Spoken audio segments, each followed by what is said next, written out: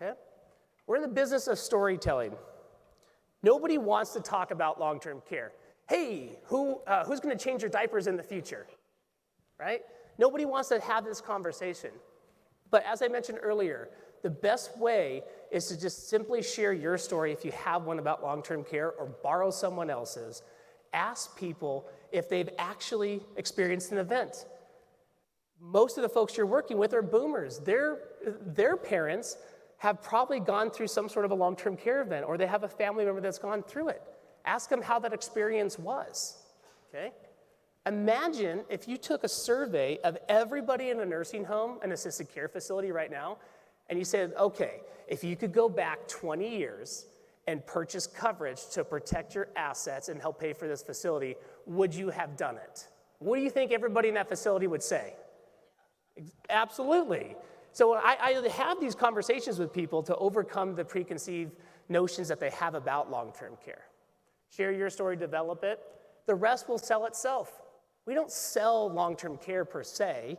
We simply educate people, show them the options, and have a conversation. And it's not for everyone.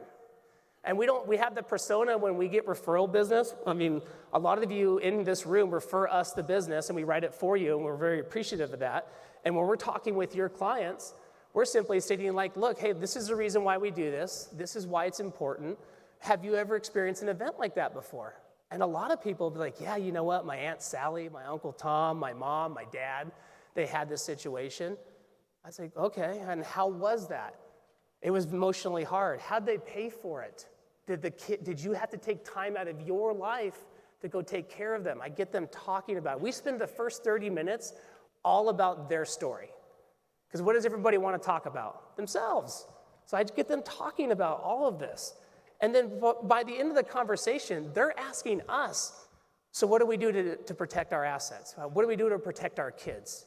I go, okay, let's talk about it. Some of the objections that you're going to get, these are easily overcome. And by the way, at the very end of my little talk here, I have a complete document I'm going to give out to everybody. It's totally free, and it's going to walk you through the entire process. All right, objections. I can self-insure.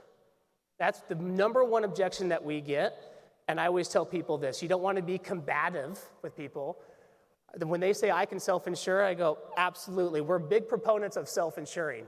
And they look at me like, aren't you trying to sell me insurance? I go, what do you think? The insurance company's going to give it to you for free? You're still self-insuring. You're just doing it in a leveraged and tax-efficient manner. Would you rather have something leveraged, tax-free, and guaranteed? Or would you rather take a chance of not knowing what the value is and paying taxes on it in the future? Well, I'd rather have the second one. Well, that's insurance. So there's easy ways to overcome I can self-insure. It costs too much. I go, well, how much is it? Oh, I have no idea. Well, how do you know it costs too much? Does a couple $100 a month in premium, does that cost a lot versus the $10,000 a month you're going to spend in the future? Which one's more, a couple $100 or 10,000? Like 10,000. I go, so it doesn't cost that much, does it? They go, no. I won't qualify. There are plans today that are guaranteed issue long-term care.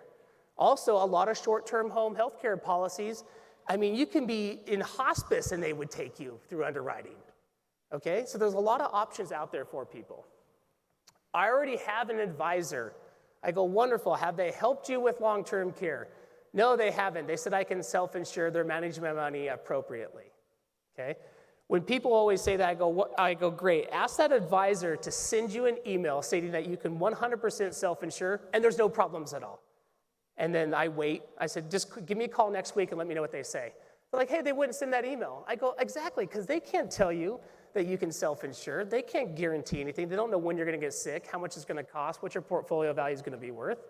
And in all reality, this is the best partnership to have. It protects the advisor. When I'm on the phone with the financial advisor and the client, I tell them straight up, I was like, look, this is going to protect you and your firm. Because imagine if they have to start liquidating $1 million in the future to pay for care, that's going to hurt your AUM business. And do you think that their kids are going to want to work with your firm if you've blown through all mom and dad's money and they leave you with nothing?